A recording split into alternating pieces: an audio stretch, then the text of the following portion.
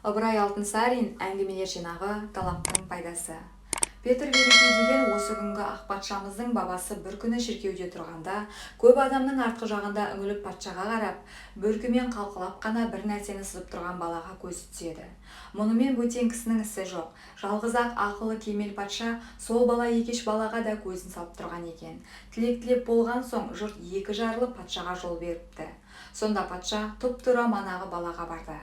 Бала қолындағы сызумен болып тұрып, тіпті патшаның қасына келгенін де байқамай қалыпты. Сонда жұмсақ шыраймен патша сұрады: «Не қылып тұрсың? Сенің жүзіңді жазып алайын деп едім. Оны не қылмақсың? Даңқың, дабылың жер жүзіне жайылған патшам, сенің суретіңді сызып алып, өміріме шейін бойымда сақтайын деп едім. Қане көрсетші сызғаныңды». Сол уақытқа шейін қорықпай жауап беріп тұрған бала сызғаныңды көрсет дегенде қысылайын депті. Сөйтсе де сызған қағазын әдеппен патшаның қолына берді.